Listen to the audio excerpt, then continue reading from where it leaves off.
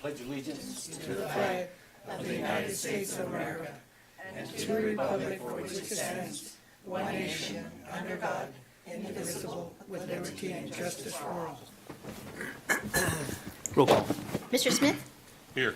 Ms. Salcha? Here. Mr. Lindemann? Here. Mr. Ramos? Here. Mr. Murray? Here, and just for a little housekeeping, members of the board, we're going to recess from the regular meeting at 2:30, and we'll have the public hearing on the budget. So with that, item 1D, approval of the minutes, Mr. Lindemann. I move to approve the minutes. Is there a second? Second. By Mr. Ramos. Any discussion? Roll call. Mr. Smith? Yes. Ms. Salcha? Yes. Mr. Lindemann? Yes. Mr. Ramos? Yes. Mr. Murray? Yes, item E, summary of current events, Ms. Samaniego. Good afternoon, Mr. President, board members, members of our community and staff. Our summer school successfully ended. It was about four weeks of summer school. We had a very good turnout, especially at the high school. The high school prominently has been math and ELA, but this year there was a lot of interest in taking other classes, especially because students were lacking those credit.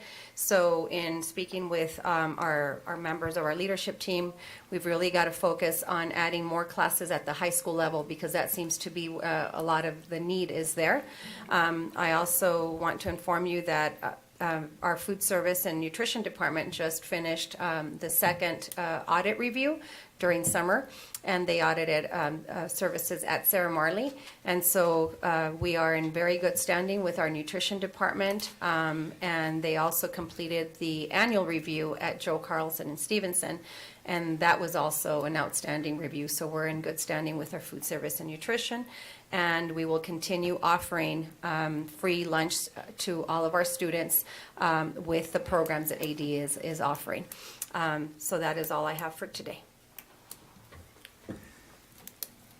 Governing board members, any reports, Mr. Smith? I would like to make a report on the Go ahead, Mr. summer leadership conference that I attended for the fiscal year 2024 report. The funding, again, for the school district, it looks pretty good. And there will be, according to the report that they gave there, a one-time funding for the amount of $300 million to the district's charter schools, and based on weight attendance, either maintenance operations and unrestricted capital outlay. So that's pretty good, from, I presume that is good, and I know you're already on top of that. And especially on the building renewal program, they're going to provide $200 million throughout the state to renewal grant fundings that would be coming from the level funded from the fiscal year 2023, I believe, and appropriated to the Arizona Department of Administration to hire personnel to conduct personal inspections of all the schools. To bring, I was talking just to Caesar, and this is a new thing that they're bringing on. They're going to move 167.3 million for that, so that is good. And the food handlers, according to school activity, it will be exempt for volunteers at school activities, at fundraisers, do not have to get any food handler certificates, because the Cochise County was trying to make everybody that was there to do that, and it's kind of hard. So according to them, the county cannot enforce you to do that, so they can't shut you down either. And a dropout recovery.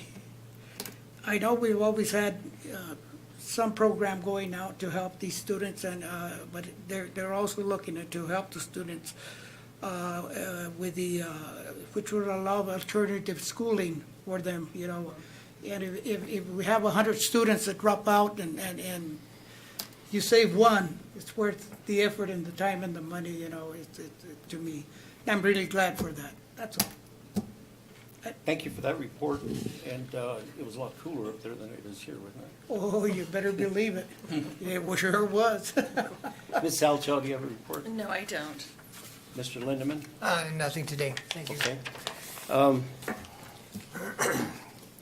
Mr. Soto, year-to-date budget balance and travel report? Mr. President, good afternoon. Yeah, this is the report for the month of June.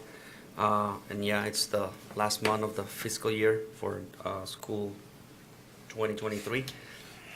Just a reminder that we're still closing, POs and stuff like that. So the official close of the fiscal year comes around September, once everything is paid and all the vendors are paid. I don't know if you have a specific question in regards of the report. Members of the board, if you have any question regarding the budget, now's the time to ask them, because under the budget hearing, it's not for the board, it's for the public, so there won't be any comments or discussion then. So do you have any questions regarding the budget? Ms. Salchow? No. Could I have ahead. one comment? I don't know if we've mentioned this before, but is there a carryover now from going into 2024 with ESSER and all that stuff? Or, But yeah, with the ESSER monies, of course, whatever is left, and all of those carry. okay. They're still there. Same with the capital district additional assistant. And yet on the M&O, we won't know until we officially close. And this is the report that you're looking at. This is how much we have at this point. And then typically we gain money because we have open POs, and we don't spend that amount, then that comes back to the budget. So there's typically every year there's a carryover, and I'm thinking that it's going to be around the same as we had previously of 1.2 million. Mhm. Okay, thank you. Mr. Ramos? Were you familiar with the information Mr. Ramos gave? Yes. He was confident that you were. Yes. That's a lot of confidence coming from Mr. Ramos. So, in every aspect, everything he mentioned, you're aware of that. Yes, and this is something new, and again, this is something that here at Douglas we definitely need it. As you all know, we have very, very old facilities, buildings, schools, and this is going to be a good thing for us. I'm hoping. Yes, 200 million is not a lot of money, of course, for the whole state, but at least they're going to be sending people and come out. And as you know, right now we're dealing with different projects like the roof at Clausen, like the roof at Ray Brain. And once the architects come and do the assessment, it's like, well, when was the school built? Well, 1906. And like, whoa, I mean, and I say, yeah, I mean, it's a miracle that we're still have these buildings up and operational. So again, I'm hoping, and I don't want to compare our community to the Valley, to Chandler, to Mesa, where they have buildings built in 1960 something and they're old. And I'm like, really? I mean, but again, I'm not comparing because they pass bonds, they do overrides and do all the stuff for them to build new schools. So again, this is a good move from the governor, allocating those funds for that purpose, where the staff from the School Facilities Board is going to come down and do inspections on the buildings and look at those things. So again, it's a good start. I'm just hoping that continues every single year, so they can allocate monies for that purpose, and hopefully, luckily, then we'll get new schools in the near future. I'm hoping for that. Where would that money come from that he's talking about, that you're making reference to? This is from the state budget. They're allocating that to the Department of Administration, which is the School Facilities Board, for that specific purpose. As you know, every year they put that money for grants or to help out districts when we have issues with the buildings and facilities. But now this money is going to be earmarked for just inspections to the buildings of the schools in the state. As an ongoing concern, and I know you saw it again, I'm sure you saw it this morning about the EASA again, right? Right, correct. And the concern that it's going to drain even the rainy day fund. Mm-hmm. So although this is all good news, if they overspend, and they're already in trouble. I mean, Chuck Essex, speaking for the organization and everybody else, is saying that And when it comes from him, it's pretty accurate. Right. That there's gonna be a problem, so we don't wanna count too much on that money, because they may have to be They might have to backing take that it up, back, yeah. backfilling with that other money for that ESA, which is now 900 million, but they're looking at even more. And they don't even have, they don't even have an accurate count. Right. It's gonna really be devastating. And to add to that, Mr. Vereen, just to give you an idea, on the school facility board approved renewal grant projects that we have going on, which is Huber AC cafeteria, Clausen roof, and RBMS roof. They are still pending even to get started at Clausen and RBMS when we have submitted for these projects, a year and a half? Probably a year and a half ago. 2 years. So those projects are funded out of School Facilities Board, but just the process in itself is long and strenuous, and then once it's approved, they tell you, oh, it's been approved, so you assume it's gonna get started right away, but Clausen has been waiting, we've been moving that project, and all that is due to School Facilities Board requirements and the funding, and so even though there's gonna be more money put into it, or for staffing, it's still a long process. Okay, as long as you keep it on Yes. top of that, and you know what the ramifications could be later if that happens. Correct. F2, Ms. Cox, Human Resources. Good afternoon, Mr. President, board members, community.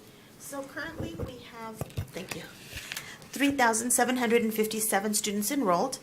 We've had 317 new enrollments, but as we have new enrollments, we also have withdrawals. And so open enrollment letters have gone out to the families, so they should be aware of where their students will be attending. And in terms of HR, we still have approximately 3 elementary positions open that we're currently looking for, 2 middle school positions, and approximately 2 ESS positions. So we're still looking for teachers. Do you have any, well, members of the board, any questions on that report? I Mr. just Letterman? had one quick question. Do we have kind of an idea of the K through 3 enrollment? Yes, we do. Yes. Is that up, down, normal, average? It's about average, the About way it's average? always been. Kinder numbers aren't as high as they've been in the past, but we're expecting a flood of new applicants. And, That usually happens. And as we've discussed, I hope that we have room for the teachers to carry on, or take Yes. care of the overflow and things Yeah. like that. Yes. And so some of our elementary principals are on vacation this week, so I'm waiting for everybody to get back next week so I can have that meeting once we did the rollover. So we did the rollover of students from fiscal year 23 to now the fiscal year 24. So our numbers are more accurate, and with whatever new enrollments are happening, we can have those discussions with the elementary principals, especially in that K-3 level, and seeing if we need to move anybody, from 4th grade. Let's say you don't need 3 4th grade classrooms, you need 3 kinder classrooms as opposed to 2. So definitely watching that. And my concern again is the classroom size. Size, mhm. Yes, Because and you that's want what to I'm referring spend to. all the time, Yes. well, youngsters at that age, they need the attention. Yes. So that was my concern. Yes. Thank you. Yes, thank you. Just out of curiosity, what's the most students we have had in the school year enrolled? The most students enrolled in a school No, year, No, us here, the district, I know at one time we were over over 4,000. 4,000, over Yeah. about 4,200, maybe Yeah, 4300. So, over the period of time, we've been losing, Yes. and mostly due to the charter schools, I believe, or Or families moving out of families town. moving is a and- big issue with that, yeah. Okay, thank you, I just wanted. Thank you. Do you have any questions, Mr. Smith, regarding the Ms. Halchow? When we talked, or when Mr. Lindeman mentioned, the K-3, about what's the largest size of a classroom, just on the average? The largest, last year, I Yes. think we had, 30, in 1st grade, we had about 33 at one particular school. 33 kids in one classroom. It's a that's a lot. lot. And the unfortunate thing is that particular school only has one teacher at that grade level. So that becomes challenging. Okay, thank you. Do you? And the other thing that is important to note, it's very, let's say, easy to say, oh, we have, 31 or 29 at this grade level, so we're going to add another classroom. There's another rule or parameter that ADE imposes, and that is called comparability.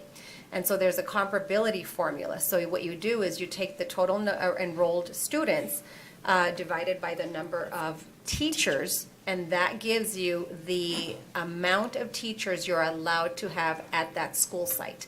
So you can't go over that number because then you get into trouble with ADE.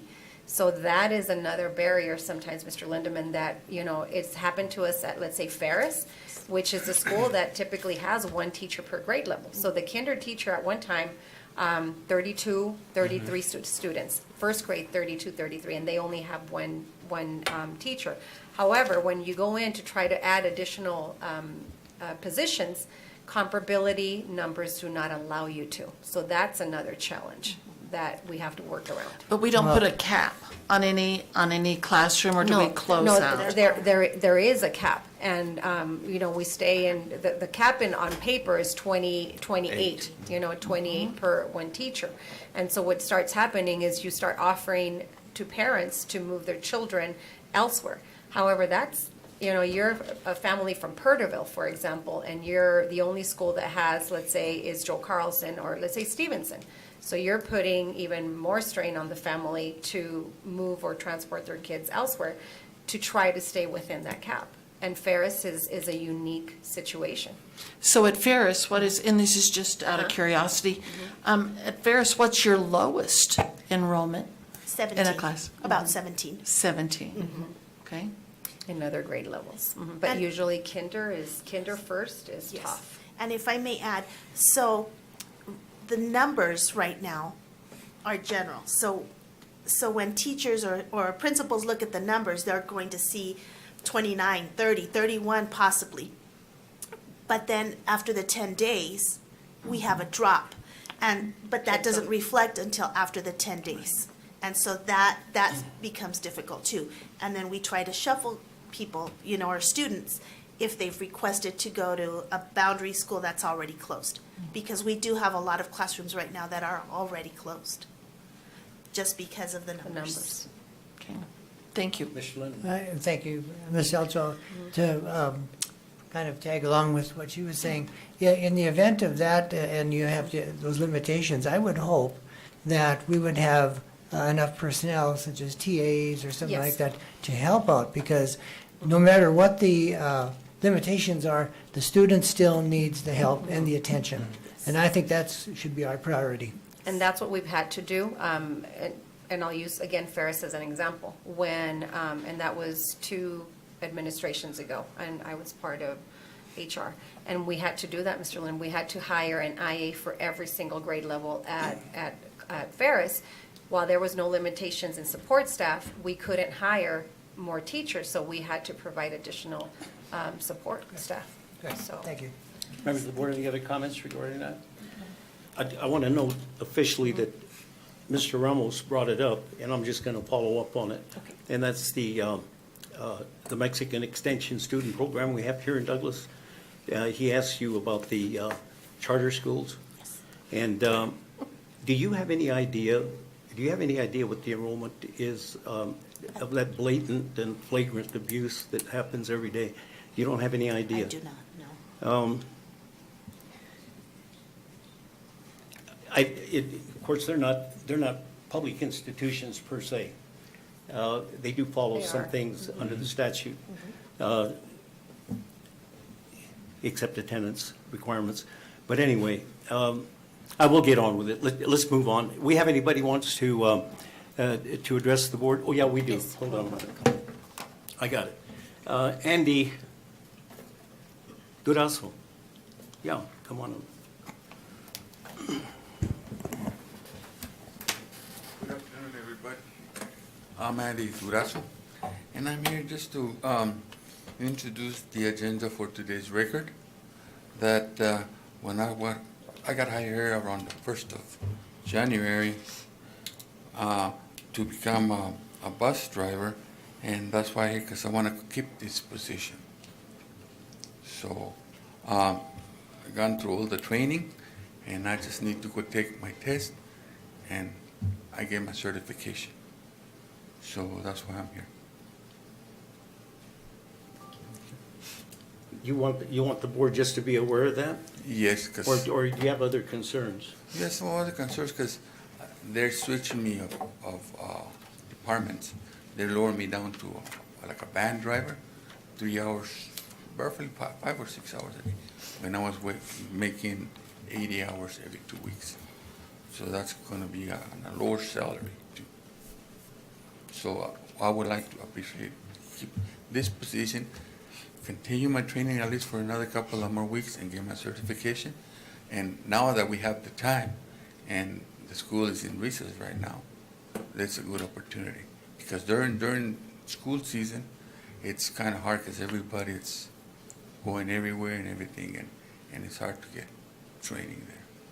What did you want the board to do? Well, I'll take in consideration that I'm ready to get my certification and become a full-time bus driver for the school district. Okay. Let me, just for clarification, as I briefly explained to you before the meeting, you're always, in fact, we encourage people to come and address the board.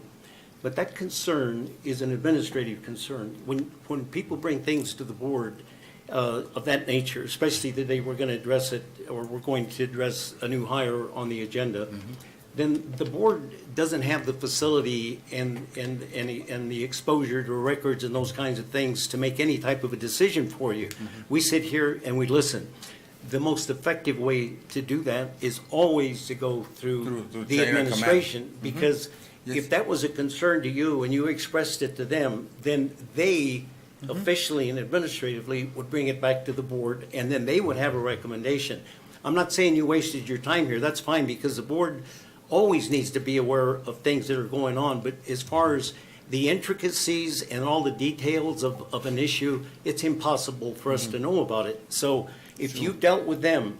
Yes, and I'm still dealing with them, so we Okay. got to negotiate some more, so, on Okay, this so, issue. we're not gonna get into a discussion, but you're certainly aware of what he's talking about, right? So if they feel there's a concern, or something can be done or should be done, then their posture is to bring it back to the board. And then this board gladly will listen to the administration with a recommendation or whatever. But your concern is not something that this board can address right now. Okay, Okay, Andy? Thank you. thank you. And they heard you, of course, Yeah. and they heard I you. got to meet with Yes. them again, so, Yes. Yeah, thank you. okay, thank you.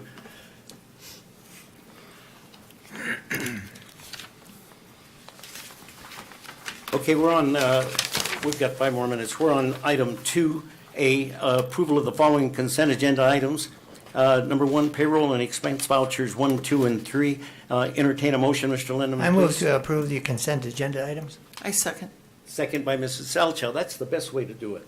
That's the quickest. Just know. like, right That there. that way there's no ambiguity, right? No Or pause. confusion. Any discussion, members of the board? No. Roll call. Mr. Smith? Yes. Ms. Salcha? Yes. Mr. Lindemann? Yes. Mr. Ramos? Yes. Mr. Breen? Yes, item 3, action items. 3A, discussion, information on the Douglas High School construction update. Ms. Samaniego. I will defer to Mr. Soto so he can start, and then I will chime in. All I will say right now, there is a lot more activity, a lot more action happening. We have some brief updates. We're meeting now twice a week, about, 2 or 3 times a week. And we were there last week to do another formal walkthrough, and I'll defer to Mr. Soto. Yeah, like Mrs. Samaniego said, I mean, you see a lot of movement, you see progress, especially on that building R, which is the cafeteria. A lot of all the furniture that was delivered some time ago is already going to the classrooms. So they're also already working on the practice field in the back. One of the main concerns, of course, also is the fencing. They're also gonna start working on that fencing. And because of that concern of Joe Carlson being there and kids can just go there. So again, nothing has changed in terms of completion, potential completion. I believe the cafeteria, the tentative date, it will be at the end of this month. So again, with hopefully the possibility of taking ownership, and as you know, that's critical at this point because they already moved some of the appliances, equipment from the old cafeteria now to the new in order to pass inspections, fire marshal and all that. So that cafeteria has to be functioning and operating when school starts. So that's what their main focus is right now in that building, building R and building V, I believe, where there's some science rooms. Things are started to get ordered, like appliances also for the ESS area, washer dryers and all of those things. So there's movement. So I don't know if there's anything else, Ms. Amelia, that you want to add The main on. thing is the question that has been, or the point of matter that has been discussed here time and time again, is the board not, accepting the project until it's finalized and completed. So as Mr. Soto said, the issue right now that we have with the cafeteria is that we need to get it all inspected with our equipment. And so once that equipment is there, it's because that cafeteria will be fully functioning. And there is no point with, the fire marshal approval, the health department approval, and then we find ourselves, it's been approved, it's passed all inspections, and then school starts and we can't utilize the old cafeteria anymore because we can't move the furniture out of there because we'd be back to square one. So right before this meeting, Mr. Soto and I had a conference call with the attorney, in just very basic information that he gave us, if it is in the best interest of the district, that we take partial ownership once it's been signed off by the architect and that, he feels that he receives his approval, then under the terms of the language in the contract that he's still reviewing, he says there's probably some language in there that allows us to, take, let's say one building at a time. So that's the main focus right now, the cafeteria. And the architect, after meeting with him time and time again, says, I'm not going to sign off on anything that I feel is not, to 100% standards, that we need to accept it. But that is an issue we're dealing with right now because of the furniture, the equipment, the appliances, and the inspections that the cafeteria has to go through. So we can't just approve it, or let's say have the inspections pass, the architect sign off on the certificate of completion and then decide not to use it. Or our plan B is we've met with the supervisor and director of food service, and if need be, then all the food preparation would need to happen at Joe Carlson and be transported over to serve our kids at the high school. That would be plan B. But the attorney has asked me to give him till the end of the week to review the contract in detail and then provide the board with an update. I think we're going to need to have a special board meeting anyway coming right around the corner. So that's when we will have more information about taking ownership for at least the cafeteria. Members of the board, this is such a critical issue. There's so many things involved here. There's so many tenants in that contract as well that I think our best posture right now is certainly ask questions and discuss it if you want, but we're going to have a special board meeting. Yes. And then if they need the end of the week to talk to the attorney regarding some questions that may come up here from board members or things that they would officially naturally know, then they can come back and report to us. Now, we rely heavily on the architect, and the architect has got us 9 months behind, right? I mean, and I'm not debasing him. I'm just saying that that we've relied on him, and I know he's got his issues with the contractor. But we're in a position where there's a lot of things to be considered, as I said earlier. Number one is the elephant in the room is always, and we never talk, I talk about it, and I say it passively, that there's a penalty clause in there. And before we ever consider anything, and that's major construction. And we owe it, again, to the patrons of the district. You know, we're the stewards, and we're supposed to be shepherding this project through all of our knowledge and all of our wisdom, right? But if we are blasé about it and we sit back and we haven't said anything, which we have, God only knows where we'd be. Even with the slightest bit of complaints that we've made, we're still 9 months almost behind. Mr. Hold on a Brain, minute, it's hold on. 2:30. Then the main point is that if we take, and she's gonna bring it all back, this is just my opinion, administratively, and we'll go with the attorney. But to me, there's so many issues. If the attorney says, you take it, and I'm gonna give you the blessing of, legally to do it, and we go back and take it, and then we continue to have issues, but we've accepted part of the project, to me, it's gonna complicate the issue. The last thing I'm gonna say is, this isn't unique to the Douglas Unified School District. It happens everywhere. It's happening everywhere, and we just want to make sure we learn from it. Okay, I'm sorry, go ahead. It's 2:30. So Public we need to hearing. wait for the All public right, hearing. well, you did have to cut me off. Yes, because I sorry. kept going and going and going. Because that along with the Mexican Extension Program is my favorite topic. Will we be able to discuss this a little bit more after Certainly. this little break? Certainly. We're taking, okay, Yes, great. because it's part of I have- his have- report. A few questions. too, Very so, good. yeah. All right, so we're going to recess the regular meeting, and I'm going to call to order the public hearing on the budget, and we're okay. And for the budget hearing, roll call. Yes. Mr. Smith? Yes. Ms. Salcha? Yes. Mr. Lindemann? Yes? Mr. Ramos? Here. Mr. Brain? Yes.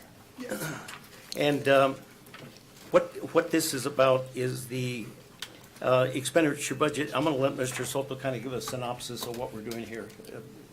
And this is to actually adopt the budget. If you remember, in our last special board meeting, we had the proposed budget. And there's only a little difference, and as you recall, we were talking about the tax rate, and the fact that the district needs to levy for adjacent ways. There's a modification, and I told you that was gonna go up, but then more revenue came in, which is a good thing, so now the tax is actually gonna be lower than last year. So, just so you have an idea, the last year tax rate is 4.6431. And if you recall, in the previous proposed budget, it was going to be 4.7003. Yes. It's going to be about 6 cents more. Yeah. So now it seems like it's going to be the 4.4918. Now, this is, as you remember, a proposal. We're still, the county supervisors typically approve the school district's tax rates in around August 15 when they have their meeting. But by then, we'll know for sure what the tax rate will be. Besides that, everything, all the numbers are the same. It's everything we discussed on the proposed budget before. So I don't know if you have additional questions. Well, no. Because this is a public it's the hearing. hearing. Yeah, Before we get into the hearing, I Yeah. just want to point out something else that's part of the hearing. And just out of interest, members of the board, this is right out of the statute for public hearings. It says the board may choose to discuss and take action at this time to remove the protested item from the agenda, and I'll get to what it is in a minute. If any member of the board has a conflict of interest defined in ARS 38-502 to the specific protested item, the member shall not vote on that particular item. It doesn't say the member may abstain. I just wanted to just remember that for future reference. All right, so we're in a public hearing. I don't know if there's anybody out there that wants to comment to the board or ask questions or comments regarding the proposed budget. And we'll give about about a minute to see if anybody comes forward. if, this could be a good time to take a recess if the board members want to as well.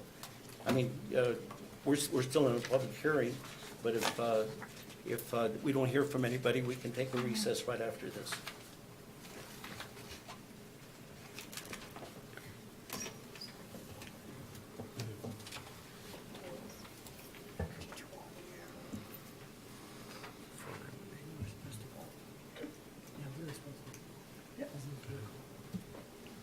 No, it's not the final, that's why I said, once they approve it. But there's something else that we work with, depending on the kind of money we have and what we do. Okay, I think, with past experience and historically, this is pretty typical of the way budget hearings go. And there isn't anybody at the last minute that walked in the room that wanted to comment or ask questions or make any type of a comment regarding the budget. So I'm going to adjourn the budget hearing. And we're going to take a 10-minute recess. Okay.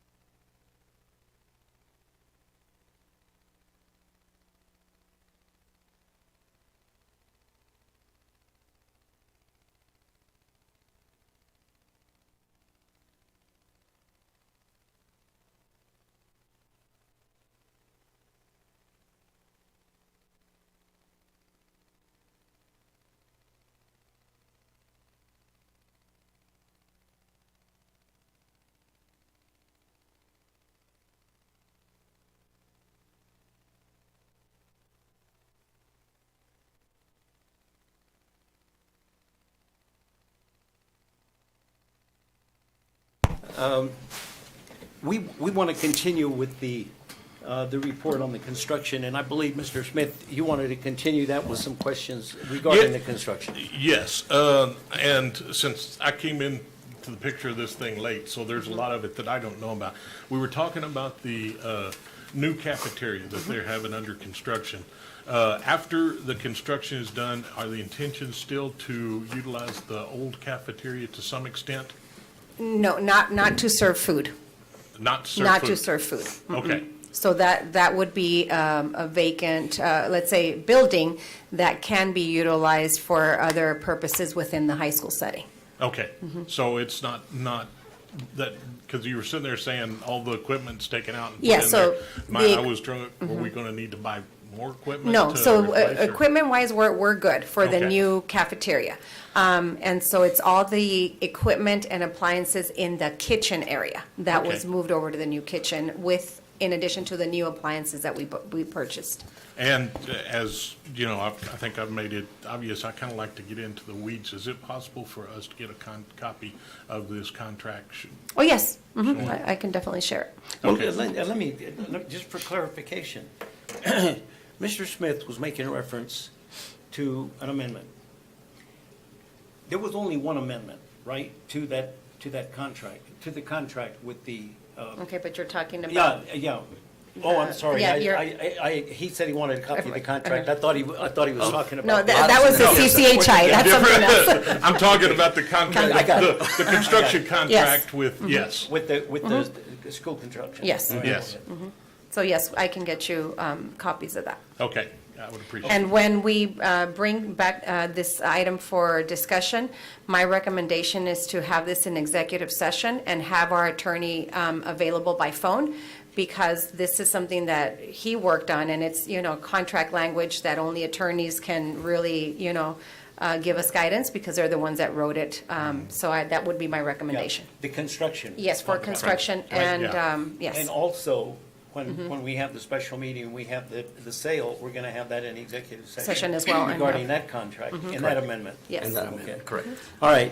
I have a Any question. further discussion on Yes, this? I do. When we met with Alan last year, the architect, he mentioned 3 other projects, and I know I've had this question before. Yes. And I wanted to know, do we have any information on that? Of those 3 projects, are the other 2 finished and we're not?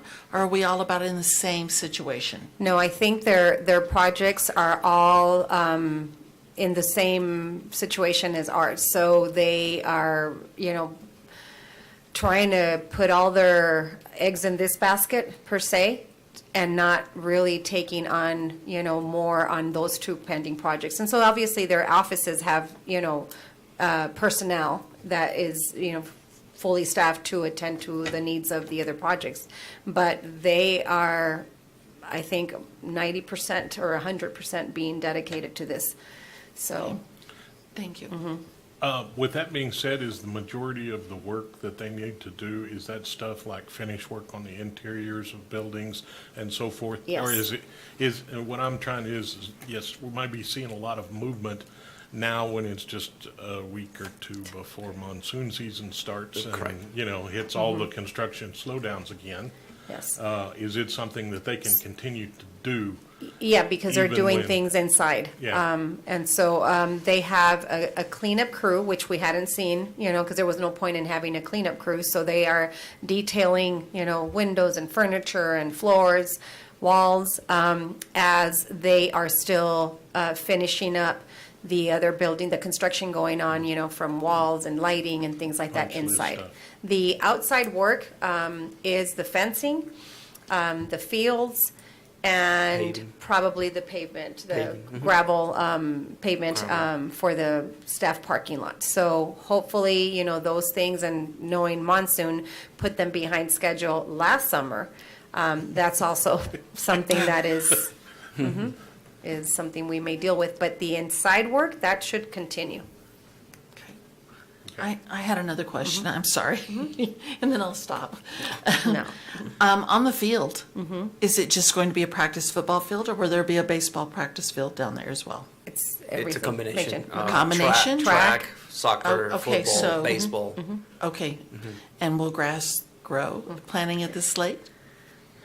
According to hopefully. them, yes. Is our grass guaranteed? There is a guarantee. They were. Okay, all right. They were assuming that I know that warranty. sounds very- No, it's, no, No. but we asked those same questions. Yeah, for safety's sake for our kids. Yeah, yeah. Mr. Lindeman, any questions on the construction? No, I'll wait for the special meeting. Mr. Ramos, any questions on the construction? Any further discussion, members of the board, on that? Item B, discussion information on the English language learner model of instruction. Ms. Samaniego. You asked last board meeting to provide the board with just some information. I had shared something earlier that Arizona State Superintendent of Public Instruction Horn let us all know in public school districts that we have to, follow the ELL law and, the type of programs. And so dual language programs are not permitted. And if so, if districts continue to instruct kids in a dual language program, they can be, set for some fines and loss of funding and all of that. So just for your own knowledge, here in Douglas, we don't have any dual language courses. So we're not affected and we won't be in jeopardy of losing any funding. What we do have here is obviously we have to follow one of the 4 ELL models of instruction. So we have a pull-out program. Our elementary students receive 60 minutes of integrated language reading with their non-ELL peers. All elementary teachers are considered SEI teachers. Students are split amongst the teachers in grade levels, so each teacher has a certain group of EL students. They are pulled out for the 60 minutes of then targeted writing, and their gen ed peers go to another teacher for that particular time. For example, at Ferris, we have ELL students in a grade span to go to the ELL teacher. At the middle school and high school, ELL students are scheduled in targeted English and targeted writing classes. Each site must hold a quarterly EL parent night and send documentation. Mrs. Herrera just received the new SEL model implementation guide for 23-24. So just to reassure you that we are not in jeopardy of losing any funding because DUSD does not have dual language classes here. Okay, well, thank you for that. That's good to know. And is that in every school? Yes. Anything anybody wants to add regarding that? Mrs. Herrera, did I Question? miss anything? There, okay, thank you. Members of the board, do you have any questions or comments regarding that? Thank you. Item 3C, discussion action on the approval of classified hires. Ms. Samaniego. Let me go to my classify hires. Okay, here we go. As presented, we have a bus driver, campus security, an ESS instructional aide, and a parent liaison, and these are all for the coming year. Entertain a motion to I approve. move to approve the classified hires. Is there a second? Second. By Mr. Ramos. Any discussion? Any discussion? Ms. Samaniego, do we have a full entourage of bus drivers yet? No, we just did another Facebook posting, social media posting on Friday, Alma, and hopefully we're gonna get, the few more that are still missing. We're down to 3. as opposed Did to- we ever put an ad in the Herald and things like that? No, not yet. I will make sure that we get that done. Well, I was just wondering, because, I've seen those from other Mm-hmm. schools around the county, and I was wondering why we didn't do that Do too. that. So, thank you. Mrs. When you advertise or when people apply, if a person wanted to work part-time, would they be considered? Or is this only for a full-time position? The positions that we have are full-time, and we have one part-time position, and he will be retiring in October. So that position will become available, but we need full-time. The 3 that are open right now are full-time. Any further discussion, members of the board? Since we did have that bus driver here, and bus drivers are listed, and it's free game because you can talk about their job description or anything. What was the concern of the individual that was here a while ago? I He's mean, on- you can discuss it now, but you couldn't during open He's session. on that item E is about Right. Andy Durazo. Do you want me to share No, now or no, go? is there anything you think you need to say on this item before we get to the other one? No, just the important part of it is that, you know, with the availability of these, the positions that we need to hire, what we're running into is the experience factor of the CDL for bus driver qualifications. And so there's been a huge interest, but you have CDL drivers that are like truck drivers that have been shown interest. And so in order to have that Class B that we talked about when we raised the salary, that's been the issue. And so what we have here is somebody that will train them, one of our own staff members that will allow for some training so that they can pass that, you know, that Class B certification and allow them to be bus drivers. So anybody that, you know, doesn't have that certification or has been given the opportunity per se to acquire that certification and hasn't met that expectation, you know, is the reason why we're moving into item E. Okay, but for this item though, Yes. on that one specific item on bus drivers, did that answer your question, Ms. Salchow, about the posting? And No, it was a That- totally different. yeah, thought. I just wondered, you know, if we're in such dire need of bus drivers, and there are people who, you know, have retired, or, I mean, they still have their CDL, and they could work part-time, would we consider hiring them and using that, you know, until we could get somebody who was full-time? And that would be or a just, possibility. You know? That would That definitely was be a my possibility. thing. Let's say, you know, 3 more months have gone by and we still have not been able to fill in those 3 vacancies. And if we have had retired or people that have left because they've gone into retirement, such as Mr. Moody, who's finally going to retire again, maybe they will come back. And if that's the case, then we're going to have to maybe make that full-time position at least permanently, not a permanent part-time, but in the meantime. And if I bring something like that to the board, there's always that disclaimer that that position, you know, is a temporary position because it's only a part-time. So yes. In these positions, does the district pay for the cost of the testing? I know you said they've No. got people there that do the training part, but the Yes. actual test that ADOT No, charges. they pay it. Okay. Has anything been considered where they would pay for that as long as there was included in the contract that they were going to remain in the position for, you know, a certain amount of time? And if they didn't, then it would be included into whatever reparations they needed for breaking the contract?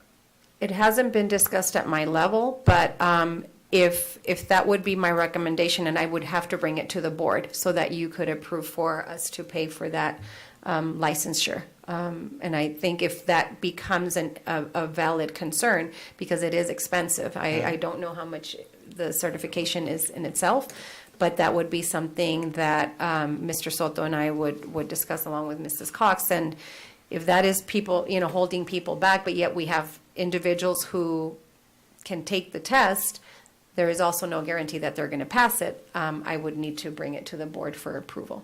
You know, But- if I just could, you know, with some companies, when they give you an opportunity to either train or get a license like this, you pay for it.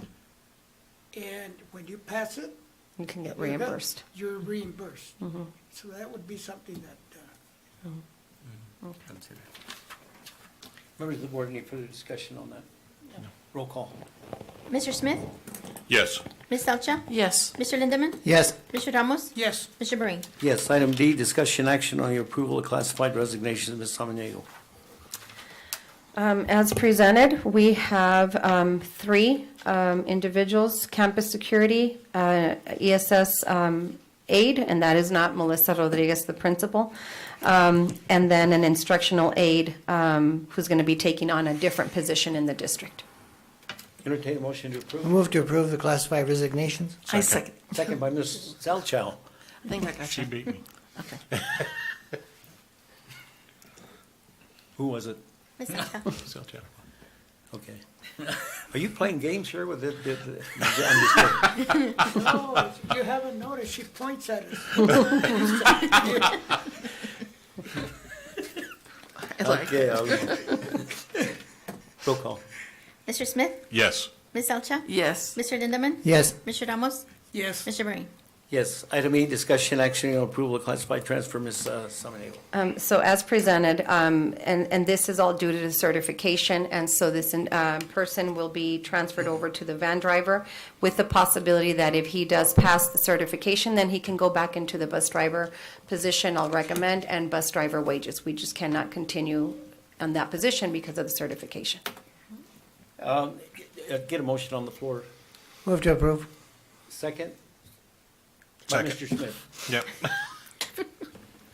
Yep. Had he discussed all of those concerns Yes. with you before? And Not with me, but he's met with Mrs. Cox and Mr. Rodriguez, his supervisor. So this has already been something that's been addressed at the HR level, and he knew that this was going to happen. And Mr. Rodriguez is very willing to, as soon as he passes that certification, he can be presented back as a bus driver and be paid accordingly. Just out of curiosity, because I'm always interested in dynamics of these kinds of things. Why did he feel he had to tell the board? I'm not criticizing him at all, but I just want to know, after he discussed that thoroughly with you, why did you answer his questions? Why did he feel he had to come to the board? And hopefully I explained that the board can't do anything, but I don't know, because Mrs. Cox has met with him, and this was all in writing and well presented. So I don't know why he felt he needed to come to And I the. have another meeting with him scheduled. okay. Tomorrow. I just wondered if he felt like he was ignored, or he felt that he wasn't important enough. Those things are interesting to me. Forget the personalities, and that the person would come to the board and address the board and tell the board something that we're totally unfamiliar with. I mean, at this point. So just not I don't think he was trying to make you guys look No. bad, or we want to make you look bad. I think he's advocating for himself, but Mrs. Cox has another meeting with him tomorrow. Okay. Item F. Is Oh, this- wait, excuse me. Is that, excuse me. Mr. Lindemann. I'm sorry, go ahead. That's great. I just wanted a quick question. Is, when he passes his test, is this something that's now going to have to come back to us, or is that an administrative? It would be an administrative transfer from a van driver to a bus, but I'd still present it to the board just so that the money situation is well Okay. notated. So it'd just be a matter of fact, routine. All right, thank you. Other questions? Roll call. Mr. Smith? Yes. Ms. Elcha? Yes. Mr. Lindemann? Yes. Mr. Ramos? Yes. Mr. Brady? Yes, item F, discussion information only for certified internal transfers, Ms. Samaniego. And this is just for information. We have our new Shanae May Gabo ESS teacher. Originally, she was going to be placed at Joe Carlson. She'll be moving over to Paul Huber Middle School, and Miss Rebecca Meraz from Paul Huber Middle School to Joe Carlson. And as Denise mentioned, we still have 2 ESS teacher vacancies. Board members, do you have any questions regarding those transfers as to why or what it signifies or anything? Any discussion? Roll call. Oh, no, It's that's just actually information. information, yes. Information only. Okay, item G, discussion action on the approval of donations received for Douglas Unified School District number 27, Ms. Samaniego. We have a donation of $1,000 from Skills USA to Douglas High School Skills USA chapter. And obviously, that is part of what Mrs. Barayardos does. Okay, very good. Entertain a motion to approve. I move to approve the donations. Second, Second. by Mr. Smith. Any discussion? I have a quick question. Regarding donations, what is the procedure or process for someone to donate to the school? The procedure starts at business office, and so there is a form that must be filled out with the information, the donor, the amount, the purpose. Once that form gets submitted, they can donate either the item or the money through business office. Then I bring it to the board, and it gets approved. Then the money gets dispersed, or the items are already sometimes. Some people will take items to, let's say, the Douglas High School.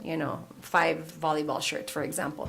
But they have to go through the process, and that gets done at business office. So all donations, say library books or historical copies of things, they bring it to the board, to the business office. That's how it should happen. Okay. Yes. We don't want people just, going to the schools themselves and just, here are 10 books, Yeah. and, to avoid a lot of these. I've been asked Yeah, what the okay. process Yes, is, and it's- so I wanted to It's through clarify. business office. And also, I want you to make a note regarding donations that the board needs to approve the action that was, the lack of action that was taken, God knows how long ago, and I know the time period, when a lot of furniture and items were removed from the Douglas School District and taken to the Williams home. The Historical Society, I think, or the administrate that. But in discussions with the lady who asked me, that was never Formally done through formally a or board. legally done. Through the And board. so they have all of those things down there. Somebody told them to come and pick all that stuff up, and they took it down there. We need to formalize that. And we need to do that, and I'm glad you asked that question.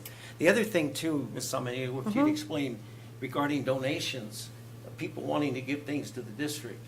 And the policy also is very clear. Go ahead, I don't want to do your. I don't have the policy right in front of me, but, you know, there is a policy that talks about donated items. And so we had an incident, I believe, at the high school. There was an item donated, and please hang it up in the school, for example, and it represents somebody or something from that person's family member. And so we want to formalize anything that is donated to the district, because we want to avoid just random people just saying, oh, you know, I want the Grijalva brothers T-shirts, you know, baseball T-shirts hung in the gymnasium, and not formalizing it. And then somebody else comes and wants to, you know, put some other trophy, and it becomes just a conflict where random people are just bringing personal items. So we want to formalize it. So that is what we want to avoid, and that's part of, I think that's what you were alluding to, Mr. Well, yeah, and of course, just add a little bit more, is that the item has to be significant. Significant, And it has to have a worthy cause to the district, either historic or anything, any semblance of that. Because if people just come in and say, you know, this is the hat I wore in 1975 to the Douglas Rodeo, I want to give it to you, and we say thank you, and somebody puts it in one of the schools. I mean, in other words, you don't want to turn people down, and you don't want to denigrate them by saying, oh, well, that's not worthy. But it has to have a worthy cause to the district, historically or traditionally, for the district to approve it. That's just another aspect of that policy. All right, so any further discussion regarding that donation? Roll call. Mr. Smith?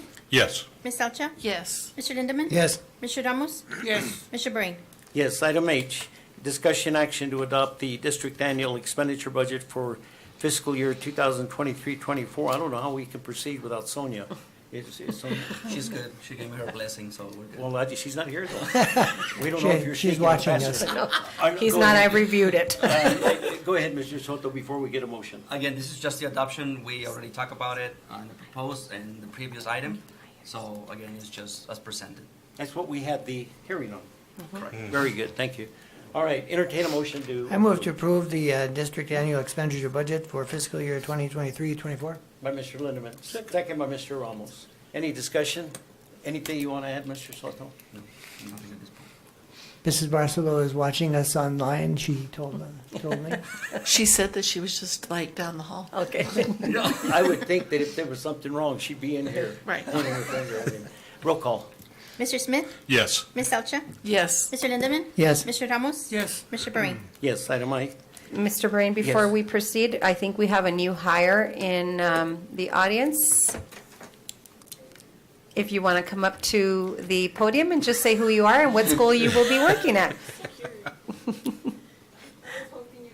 No. Hi, my name is Irene Briseño. Good afternoon.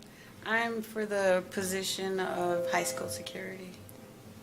And she comes with many years as a DOC, right? 22. 22 years from the Yeah. DOC as a retiree. So welcome. Thank you. Look forward Thank to you. working with you. Time. Thank you very appreciate much. it. Thank you.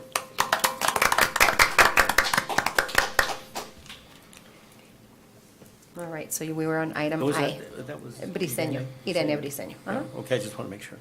All right, item I, discussion, information only for Child Nutrition Department Serve Safe Manager Certification Training. Ms. Samaniego. Every year, we have to have our staff receive this Serve Safe Manager training, and they will be taking that July 24th through the 26th, and Ms. Margaret Schmidt will conduct the training for the staff, so as presented. And it was only information. Does Mr. Pineda have anything to do with that? He submitted the item, and he'll be part of making sure that the staff takes the training and does all that good stuff. Is he going to feel shunned if we don't ask him to speak on it? He's probably thinking I came down Mr. and wasted Pineda? my time and they didn't even call on me. Mr. Soto? He's good, he says. He said he's good? Yeah. Entertain a motion to approve. It's information. only. Information Oh, only. I'm sorry. Yes. Okay, that's right. Thanks for being here, Mr. Pineda. And normally, when you come down, it wouldn't hurt for you to bring some items of To sample? just nothing exceptional, just to let the board know what kind of work you're doing. I mean, just say, this is what we're, and we'll say, well, that's fine, I mean, not that we have to approve it, it would be a nice gesture on your part when you come down. Well, he brought a nice dessert one time to a. Yes, he just doesn't have a working cafeteria right now. Item J, discussion action on the approval of appointment of district hearing officers for student discipline for school year 2023-24. Ms. Samaniego. As presented, you have a list of leadership members and myself, and the list from the trust hearing for disciplinary hearings. Entertain a motion to I approve. move to approve the district hearing Second. I officers. second. By Ms. Selchow. Any discussion? Anything else you want to add No. regarding that? No. Nothing, Nothing major, just members of the board, any routine. further discussion? Roll call. Mr. Smith? Yes. Ms. Elcha? Yes. Mr. Lindemann? Yes. Mr. Ramos? Yes. Mr. Breen? Yes. Item K, discussion action on the approval of qualified evaluators for fiscal year 2023-24. Ms. Samaniego. You have a list of all of our administrators who are qualified evaluators, and we added the new assistant principals there that will be taking one of them will be taking the qualified evaluator training on July 13th. So this allows all of these admin to evaluate teachers. Motion, Mr. Lindemann. I move to approve. Second, I second. by Ms. Selchow. Discussion, members of the board. Anything you want to add? No, Question I ask every year, why aren't the high school department heads qualified evaluators? And why aren't they doing the evaluation as a department head and something that they're being remunerated for? and the reason being, the only department chair that we brought, they all went through the training, okay? All the department chairs did go through the training. But under their job description, there is nothing that says, per the qualified evaluator. And so the only one that made it with, as a qualified evaluator was Ms. Bianca Hernandez, because she has a administrative certificate as approved by ADE. So that is the reason, Mr. Burring. And after discussing with the high school administration, it would be the four of them. Just as a former teacher, do you people, and I'm just asking a question, do you or the teachers ever ask the question, why am I being evaluated by an administrator that was a football coach and coach PE, and I teach geometry? And of course, the main, to me, I think, because it's the thing that's most likely to cause any red flags, and that's classroom control, right? So that's something that is a common thread through all of that. But the knowledge of the subject matter could be an issue, especially if you have a history of students. You go through all the cliches, if the kid didn't learn, the student didn't teach, and all those things. But if you send that football coach in, and I'm not speaking about anything right now, but I'm just using an exaggerated example, and he's going to go in that geometry classroom, and he's going to sit there, and he's going to be making his presentation, and when the evaluator leaves and he fills out the evaluation, and it says knowledge of subject matter and all of those things that pertain to it, how in the world is he going to determine that person's doing a good job of actual teaching? That's just a comment. I don't know, obviously, you guys don't discuss it, and it's not an issue, but to me, I know that maybe 3 or 4 years ago, I was at the high school and a department head approached me. And the department head was very upset about one of the people in her department. And related to me that, you know, I went through this whole thing, well, you need to talk to the administration, the old perfunctory answer, right? And the comment was, I don't have any say-so. So to me, that's kind of an oxymoronic situation where you're supposed to evaluate them, you're the department head, but yet you have no say-so on the evaluation. I don't know, it's just something that, it comes up every year when I see that on evaluation, and it So what I've really done- concerns me. What I've done with the high school admin is they are supposed to engage in those conversations with the department head. So they're supposed to be doing some formal walkthroughs, because that is part of the role of the department head. The other issue is that teachers may have a problem with one of their own colleagues having that authority to evaluate them, even though they're just, they're the department chair. But, you know, the trust embedded in the school administrator has some weight to an evaluation.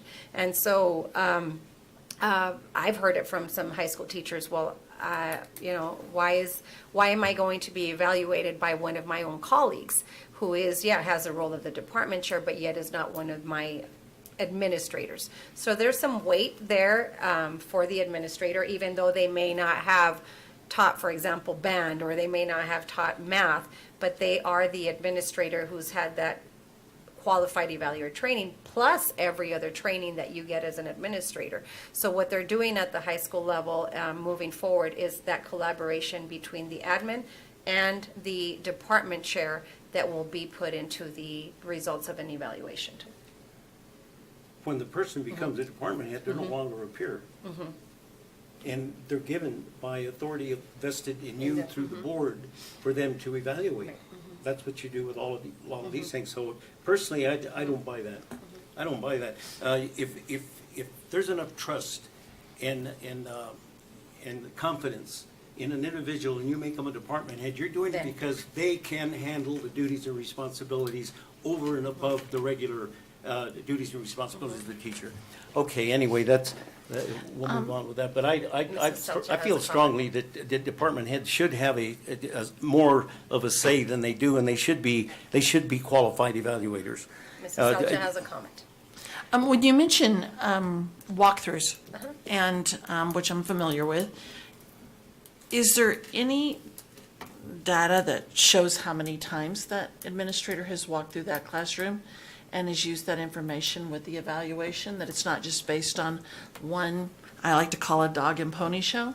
Yeah, per evaluation, they at least have to have two, right? 2 formal walkthroughs before the formal evaluation. So at a minimum, each teacher has to have those 2 before the evaluation. Now, do I have, data per se from every administrator? They do. They have their data of how many walkthroughs that they've done on their staff members. And if a teacher were to be eerie or uncomfortable with a formal evaluation and their administrator has not even had one walkthrough in the school year, then that puts it on the teacher to have that conversation and say, by policy, I should have had at least 2 walkthroughs to avoid some of that dog and pony show. Can a teacher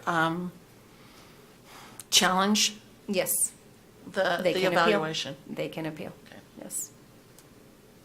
Mr. Smith? Yeah, and so, okay, because I'm used to talking about different terms, obviously. You know, we were talking about performance appraisals compared to evaluations. Where do the evaluation criteria come from? It's based on the Danielson evaluation tool, which is a tool that was approved by the board. So it has on the standards of standards in teaching. And so they get evaluated on different criteria, different points, but it's a rubric that's approved. So that is It's a framework specific for basically to teaching. the district Yes, that we approved over here. yes. And some districts have And- other evaluation tools, but the DUSD has the Danielson. Is there any way to like add to it or drill down on those? I know, like for us, we would get general performance, guidelines, and then each, as it got down closer to the section, they would specify a little bit more, so it was more pertinent to the actual Individualized. positions, the individuals that you were doing, or the positions that you were doing. Is there any of that in place, or is it all just extremely? The Danielson evaluation tool is standard for all teachers. So it's the same rubric, for the band teacher and for the math teacher. So it's based on those teaching standards. There's nothing that will individualize itself to, that specific math area. Okay, the reason I was kind of asking, you alluded to that they said it's required to have the two walkthroughs or anything. If I remember right, that is, somewhat, there's supposed to be two, but if I remember, there was one we came in here where if they had scored excellent or outstanding during the first one, then we didn't need the second one. Yes. And the board voted to approve it. And in the case where that one, it was like 85% of the teachers scored outstanding or the highest rating. Yeah, so it's the non-continuing. To me, if 85% of Teachers. your teachers are scoring in the outstanding rating, something needs to be added or something to make it a little more pertinent to what's being done. Because when people are sitting there working in a position, if they don't get a fair appraisal of how they're doing that position, it's not fair to them. And also, that would be one you were talking about with the head department heads. It's up to them to mentor people to give them the duties and everything to bring them up the level where they're able to step in as department heads. And so if those aren't done with a performance appraisal or evaluation, it would be very tough to do that. And I guess that's my comment. If 85% of them are scoring in the highest level, something needs to be done to tighten that appraisal up. And I know the evaluation, we have an evaluation committee in the district. And so there has been conversation about taking a look at different evaluation tools and kind of compare and contrast what other districts are seeing so that we could get more of an authentic evaluation tool. And so that, I believe, do you head that committee or Mrs. Herrera? I do. Okay. And so I know that conversation has at least been brought up because this district has had Danielson for, It's 10 years at least. or more, or more. So there's other tools out there that we can look at. Is it supported by AZ? And ADE too. It's one of the, so. But I will definitely entertain that and have that discussion again about department chairs. Well, I know the high school would be very happy to have more assistance because that's the school that has the largest amount of teachers to evaluate, so. Well, again, it's something I brought out, Yeah. brought up here. You've got those department heads that's Yes. supposed to be not more knowledgeable and mentoring them and helping them, but yet when it comes time to evaluate them, how many times have any of the board members or anybody had a parent come to them and with a daughter or a son and say, oh, I'm not making it in that class, that teacher doesn't know what he's talking about, but yet they're getting glowing, of course, kids are kids, right? They can say anything they want to, but in the teachers getting glowing evaluations. And then if you were to have an issue on knowledge, who are you going to send in there? Then you're going to have to send somebody in there that's knowledgeable, especially if you end up in legal, and it's happened before. First thing that the attorney will say in dismissal of a teacher for performance is, what's that evaluator's background? Show me where that evaluator has got the background to evaluate that band teacher. Knows nothing about music, knows nothing about playing the trombone, whatever. Of course, it's being a little far-fetched, but all of those things come into play with me. And you have department heads, and they're all capable, and they should be given that responsibility and that help. If I were a teacher, I would want somebody up here to come in and evaluate me and say, at least I know I'm going to get a fair shake because this person knows the subject and knows how it's supposed to be taught. Not all subject matter is taught the same way. And of course, you don't even know, the College of Education at universities are gone now anyway, it don't make any difference. They can teach it any way they want to, but special subject matters are supposed to be taught a certain way. There's different methods, different techniques, all of these things come into play. Anyway, did you put that, the red cardboard up for me to stop? 3 minutes. Do we have a motion? Yes, sir. Roll call. Excuse me, any further discussion? Anything else you want to add? No. Ms. Cox, anything you want to add? Roll call. Mr. Smith? Yes. Ms. Elcha? Yes. Mr. Lindemann? Yes. Mr. Ramos? Yes. Mr. Breen? Yes. Item L, discussion action on the approval of authorized signatures for district banking accounts at Wells Fargo for fiscal year 2023-24. Mr. Soto. Oh, this is an every year thing that, just to give me the authority to do signatures, and of course, we have Ms. Samaniego and Ms. Cox, and Sonia will be the backup in case, because we only need 2 signatures on every check, so.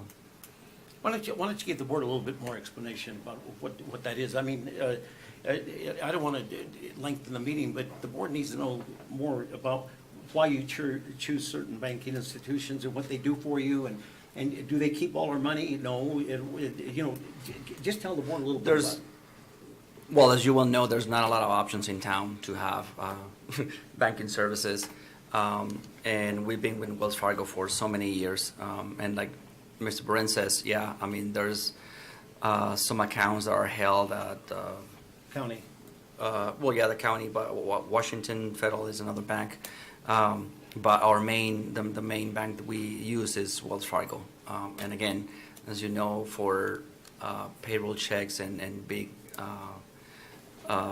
accounts payable and vendors, all of the checks go to the county and then they come back and we distribute everything. Again, for this item, for the signatures, it's always been superintendent, assistant superintendent. What are the big accounts? Tell the board what the big accounts are at Wells Fargo. Wells Fargo, well, the food service, the payroll is the biggest one. It's the Student activity. the student activities, the health benefits. Those are the big cash accounts that the district has.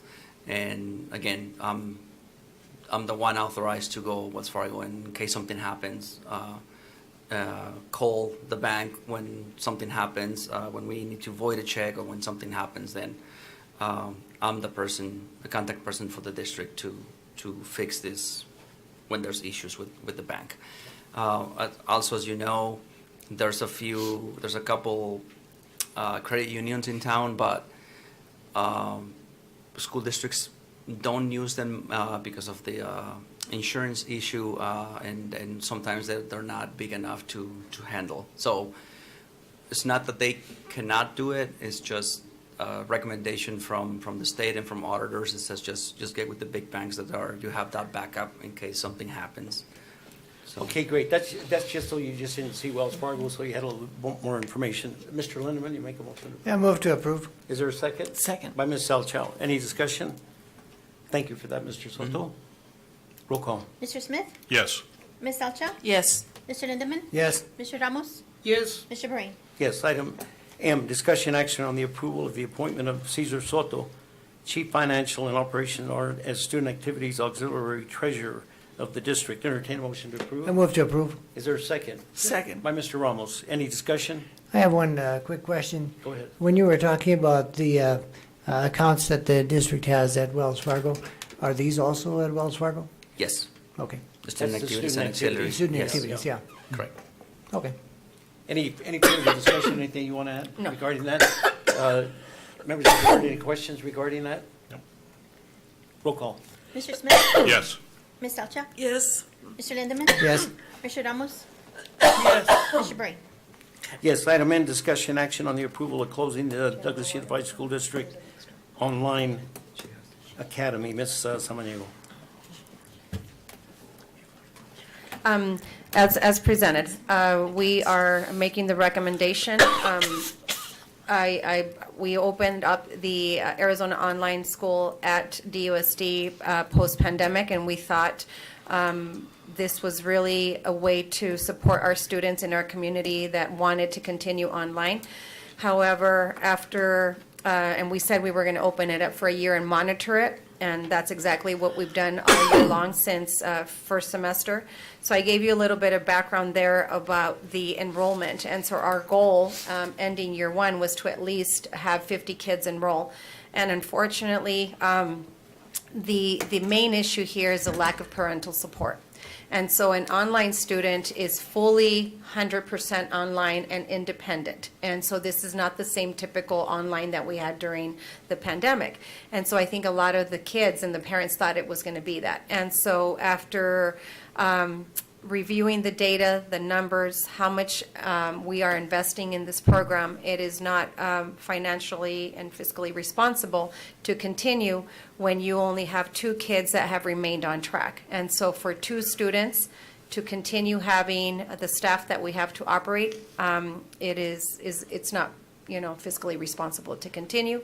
I think Mr. Lindemann or Mr. Ramos mentioned something, but if you see in my background information, our plan is to form a committee to better assess our students' needs with developing an alternative program because of our dropout, issues, or even students that get suspended over, vaping situations or a fight and that end up losing the opportunity to be in school.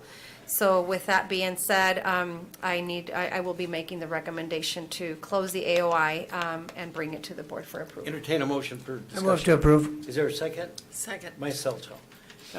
Discussion, members of the board. Question, Mr. Lindemann. Yeah, I just had a quick one. The alternative school, or that we've had in the past, and of course, this kind of helped out with that credit recovery, is that still part of? So that's that? still part of Okay. DHS, and that's DPAS. So that's still the credit recovery. Okay. So that's still ongoing. And the 2 students that you mentioned that were in this, how are they going to be affected? Well, they're going to have to enroll regular at DHS, go back to the traditional school setting. And so once we were going to approve this, Mrs. Rodriguez or DHS staff is going to communicate with those parents and those students. Okay, well, I'd hate to, pull the rug Yes, out from uh-huh. anybody. Mr. Ramos. Yes, it's sad to see the results from it, but a student doesn't have a chance in his own home. They're not there to push them to make sure that they do the work that they have to do online. And what happens is a child, well, he's not going to get an education and no sense in spending money, and the kids aren't studying, they aren't doing, and the parents aren't doing anything to push them support to do them. it, they're doing their part, exactly. But it's sad to see that, but I just wanted to mention that. Any other comments, members of the board? How Ms. much, Salchow. how much did this cost, this program? It's over about $150,000 it was going to cost, and that was ESSER funded. So between the coursework, the software, the coordinator, and the teachers that are there to support the kids, even though it's an online, it's over 150. So, Thank you. yeah. Mr. Smith?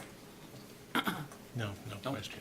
Anybody else, members of the board, any further discussion? Anything else the administration wants to add? Roll call. Mr. Smith? Yes.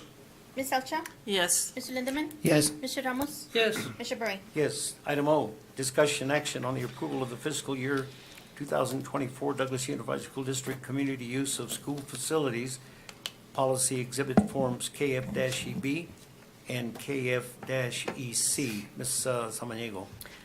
Yes, we have updated the fees on our school use of facility forms, and you have that on your background.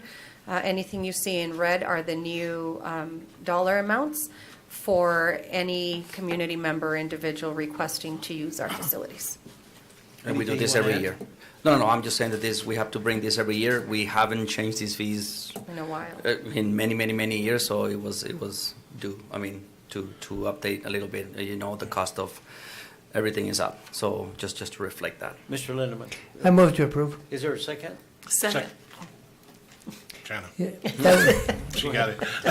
But I'll give it to Kevin. I'll give it to That Mr. was- Smith if he needs it. That was my question. We need to keep the camera focused. Is it reflecting the actual costs, the fee increase? Yes, yes, absolutely. It's just to cover the cost of using the facilities or personnel or, yeah. Does that include, I think that you had something in the background that it includes the personnel, yeah, and that would include the minimum wage and all that stuff? Right, right. Okay. I'm just gonna use an example of the auditorium. If they request to use the auditorium and they want to use the sound system, then they'll require to hire one of our technicians, IT personnel, to run it. We're not gonna just have anybody randomly to do that. And yes, that's why it's covered potentially overtime for that person, because Sure. it's a different work hours. Okay, than thank normal. you. Yes. Ms. Salcho? So looking at the contract and looking at the facility minimum of 3 hours, it has no maximum on there. Is this per day? Yes. Again, I'm going to use the auditorium. Okay. Typically, those Okay. recitals are 3 hours max, so that's Right, why yes. we said, okay, it's a minimum of 3 hours. That's Sure. the cost. But if an entity wanted to use the auditorium for 3 days that week, would it be 170 or 200 Yeah, we're times at, three? it's per day. Okay, It's per day. use, correct. Any further discussion, members of the board, questions? It'd be a good idea, I know board members from time to time get questions asked about, can I use the auditorium? What does it cost to do? This is where it all stems from. And of course, you It's- mentioned that's the first increase in quite Yeah. a while, right? Yes, correct. All right, and Correct. you feel that'll cover the expenses? Yes, absolutely. Especially with personnel that has to be used. Right, and that was the because- main thing, because of the minimum wage and all that stuff, then we Yeah. needed to increase that to cover. Any further discussion, members of the board? Roll call. Mr. Smith? Yes. Ms. Salcha? Yes. Mr. Lindemann? Yes. Mr. Ramos? Yes, Mr. Burry? Yes, item P, discussion, action on the approval of association membership dues for classified staff. Mr. Soto. As presented, again, this mainly is for the business office, and as you know, we use ASBO, which is the Arizona School Business Officials Group. And I think there's a few other people, there's HR people for their different associations.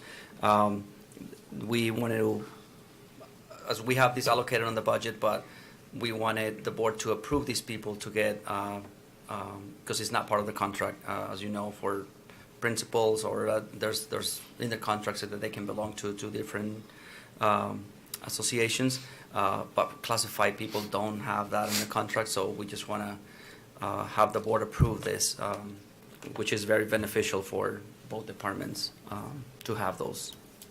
Motion to approve. I move to approve. Is there a second? Second. By Mr. Smith. Any further discussion? I had- Go ahead. Did you? Mr. Oh, Lindemann. Oh, I yes. just had a quick question.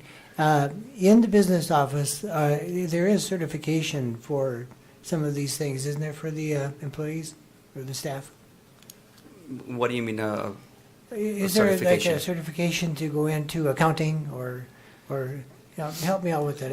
I'm not exactly sure in the business office itself. Don't they have certification so that you are then audited under the control?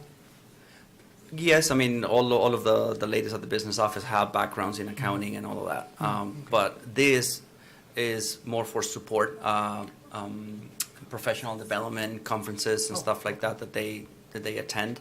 And again, if you're a member, then you get better rate for the conferences and stuff like that. Or training. Or Okay. trainings. Okay, training, okay, thank you. Any further discussion? This is important to note because this is a benefit that doesn't come with a regular contracted employee or with a At wage will, notice. wage notice. So anything that the district gives them over and above, the board has to approve. And if it's given unknowingly, then it's really kind of, sometimes the auditors will pick up on it. And it's a good idea to approve these things because a membership, now, if he wanted to give it to the band instructor to join the American Band Leaders of America and the drama, all those things, the district can't pay for it unless the board approves it. And that's very specific in the law. And it's, the contracts that he mentioned they get health insurance, they get memberships, they get other, but it's in their contract, it's approved individually by the board. So now it's a good practice for them to do this. Now, other things, other people you're gonna pay the membership for, you said you included them in the regular budget, but you didn't specifically note them, right?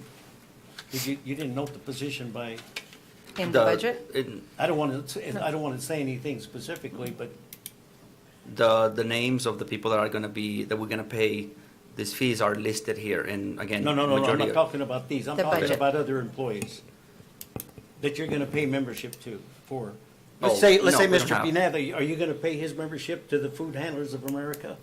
He's a director, so in his In his contract, contract, he has yes. two. So his Yeah, contract so says that anybody, he will, right? yes, uh-huh. Okay, yes. so so anybody else, there would be Anybody no else, question. Correct. Okay, they're all covered. So the board Yes. Mm-hmm. members doing the vouchers, and they see Marco Ramos on there, and he belongs to the Anonymous Gamblers of in Reno, Nevada.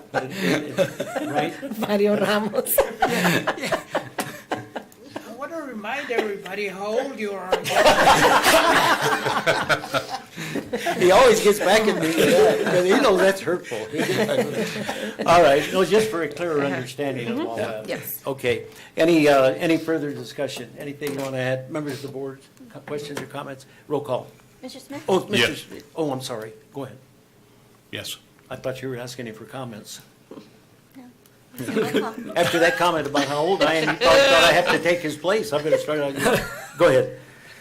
Ms. Salcha? Yes. Mr. Lindemann? I always paid for the National Educators Music Association myself. Well, exactly. That's why For my that's why it has to school. be I approved paid here. for my Yes. school library association, Yeah. yeah, Yes. Mr. Ramos? and yes. Mr. Brady? Yes. Item Q, discussion action on the approval of professional development for Clausen certified and classified staff. Ms. Amaniego. As presented, you've seen this before from a couple of the schools with results-based funding, and this will allow them to use that funding per se for any outside professional development in the scope and sequence of, anything that they are dealing with, curriculum, professional development, understanding, standards, and so this is from Clausen Elementary. For discussion, Mr. Lynn, let me get I a, move to approve. is there a second? Second, By Ms. Salchow. Discussion? I do. Who will be providing the training? Ms. Moen?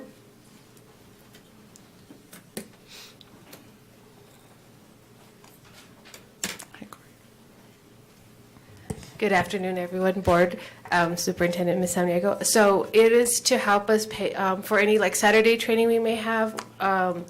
We're still working with 95%, and sometimes that has to happen on a Saturday. We're finishing up our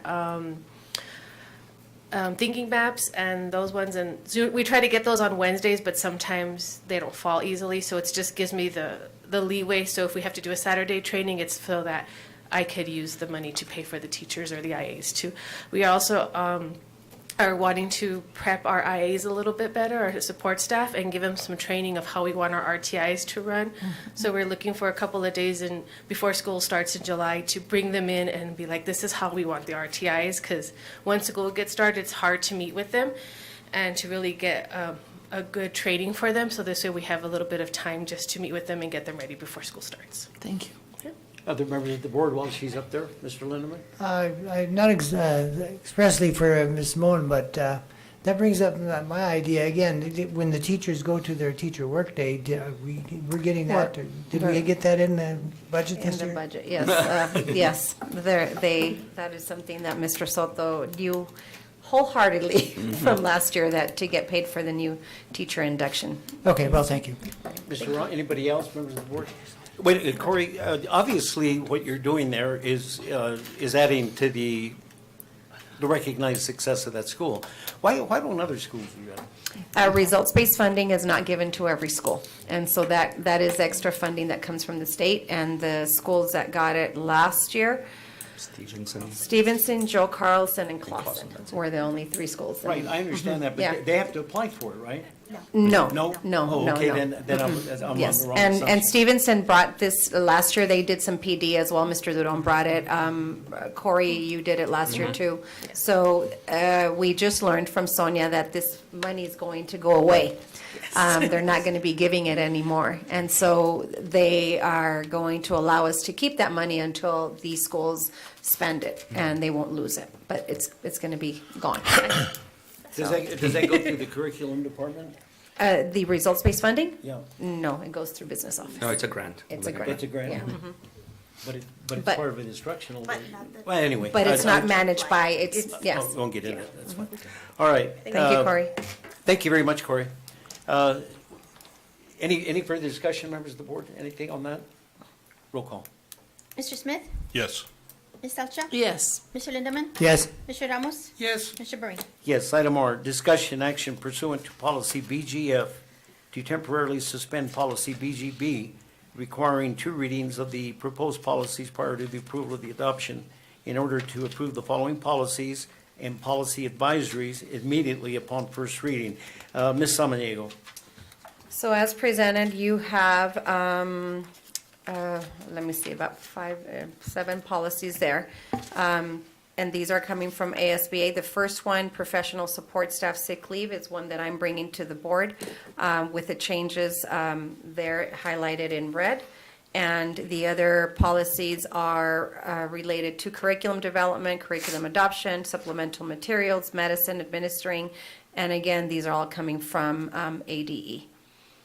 And a lot of them have to do with, if it's appropriate, with some type of a regulatory or adherence to state Yes. legislature, anything Yes. that's passed by the legislature. All right, Mr. I Lindemann. move to approve. Second? second. By Mr. Ramos. Any discussion? Members of the board, any further discussion regarding this? No. Roll call. Mr. Smith? Yes. Ms. Elcha? Yes. Mr. Lindemann? Yes, Mr. Ramos? Yes, Mr. Berry? Yes. Item S, discussion action on the approval of awarding bid RFP number 23-002-28 for unleaded and diesel fuel purchases to Border Mart. Mr. Soto, are you going to handle that? Yeah, sure. Again, the RFP was sent out there. The only person that submitted for the bid was Border Mart, and as you know, that's the current, and we have had them as a vendor for many years. So we're recommending to award it. This is for 1 year with the option to renew for an additional 4. So what we do is just, again, is just order for sure for 1 year. And then if everything goes well, then we have the option to just renew it for 4 additional days or 2 more. It can either be 3 or 5. For, not days, years. So, again, that's a recommendation that we're making. Mr. Lindemann. yeah, I move to approve. Is there a second? second. By Mr. Ramos. Discussion. I also had another question. I went through that, the contract, and it says in there that, as we all know, the gas prices are quite volatile. And if they increase, well, then we pay the increase, but the savings would remain the same. Is that standard? Yes, again, it's because of that fluctuation in price, they just given us the percentage or the cents that we're gonna be saving. So if the gas goes up $4, then we're still gonna have that 7 cents cushion or savings for the district. So I've never seen one that is just gonna give us a flat price, because the price either go up and down, and that's why typically it's just a savings instead of a But flat. conversely, if the price goes down, we still get the 7 cents. Exactly. Other questions or comments, members of the board? I just wanted to ask, that was to Border Mart, right? Correct. And he does have the lowest prices here in Douglas, you know. Right. And he has a, Shell is a good company. But his prices, if he's going with this diesel price that he has out there, you're getting 7 cents less per gallon, or Correct. 7 cents less per gallon from what he has there? posted on that day. Correct. No percentages from what he pays for it, nothing like that? No, it's just the price, the pay price. And he's the only vendor that Submit it. The submitted, we put it out there, I believe Circle K wanted to, but didn't submit everything on time and stuff. And typically, those are the only two that But submit. for example, if you get a vendor that's selling diesel and so forth, and they're not top tier vendors, and the lower tier vendor's gonna come in lower, would it be beneficial to the district? Because, you know, gas is not top tier, is, you put the gas in there, it burns out without, you know, fully. I don't think you make a distinction in the No, RFP. no, there's No, no I You can't make a distinction. distinction in the RFP. It's just whatever the RFP states. Says, And it's generally pretty generic what the RFP will say. So that's why they can come back, and it's kind of surprising that in this city that only he's the one that ever submits it, answer it. Any further questions regarding from the board? Is there ever any instances, just publicly and for the record, are there ever any instances where you could deviate from going to this vendor? And Yes. If there is, tell the board about it. If there's issues with the pumps, if there's They run no out of service, gas. if they run out of gas, stuff like that, that's when we have the option to go to any other ones. As you know, this is local, so when we travel, we can gas on any gas station, but this is just local for the buses. Let's just say the bus goes to Tucson, then they can gas whatever they can, but locally, this is the awarded vendor, and legally, we have to go with them. Again, the only reason that we can gas somewhere else is if there's no gas, if there's issues with the pump or whatever, then that's when we can utilize another gas station. So you got Mr. DeRosso driving down the street in a van or a bus, and he's low on gas, and he's closer to whatever, and he pulls in there and it's not border marked. And he gasses up, and he goes back to the warehouse, and he doesn't say anything. Is there an internal administrative procedure that they have to, because it's an obligatory contract, that Right. they have to justify in writing to you? Right. Okay. And For it's- us, for approval. Again, let's just say he's driving a bus with kids and then he's running out of gas and he's not gonna make it to Border Mart, let's just say, then that's considered an emergency. And there's statements, monthly statements, where it tells you where these vehicles are being gassed. So again, the only local one that we see is that we should see is Border Mart. When there's another one, then there's a red flag and says, okay, what happened here? And then there's a reconciliation that we do every month just to make sure that this is followed. But they definitely have to reconcile with you and give you a reason why they deviated and they didn't go. Correct. Yes. Correct. Because you don't, bus drivers just can't say, well, yeah, that guy down there owns that gas station, he's a buddy, and they have better coffee there than they do at Border Mart, and I'm gonna go, no, this. No, because it happens, and so it already happened, so I implemented an internal procedure, in those cases, and so I have a process, it's communicated to all the bus drivers, to the transportation supervisor, and, it is through Mr. Soto, Ms. Normanero, or myself in last case scenarios, where they would submit a request to, be able to gas up somewhere else. Okay, that's just for basic information and for public information. So, Mr. Berwain, when you need to get gas, you go for the one that has the best coffee or the best gasoline? I don't drink coffee, number one. The best Diet Coke. No, I just think it's important for the record that that be stated. First, you have a motion? Yes, sir. Roll call. Mr. Smith? Yes. Ms. Salcha? Yes, Mr. Lindemann? Yes. Mr. Ramos? Yes. Mr. Bright? Yes. Item 4A, first day of school, Ms. Samaniego, go ahead and give the Yes. announcement. So, first day of school already, August the 2nd, and so I am asking to move the next regular board meeting to August 9th, because our regular board meeting would have been scheduled for August 1st. August the 1st, right? August the 1st, and that's a teacher work day, that is our welcome back orientation, and that is a very busy day, so if we can move the next meeting to August the 9th. Okay, then future And then dates. You're future gonna- agenda items that need to be brought up will probably be in a special board meeting. And if we have any of these last-minute hires to fill in the 5 vacancies that we have, I, may bring that to the table between here and in August as well. There's one important issue pending that we were gonna have on this agenda, but because of removed it. information that was gleaned from looking at some documents and some discovery, they had to check with the attorney, and we found out that some things were missing, so we didn't put it on this agenda, and it'll be at a special board meeting, and that'll be the, whenever. Discussion on the- and they get the clarification from the attorneys, and then we'll have whatever else you want on there, and then we'll have that policy on there too Yes. about the voting. All right, anything else, members of the board, any What, last? is it the normal time on the 9th, 5 o'clock? Yes, 5 PM. Thank you. Entertain a motion to adjourn I move to adjourn. by Mr. Lindeman, second, Second. by Ms. Salchow. All those in favor? Aye. Aye. And no abstentions. Okay.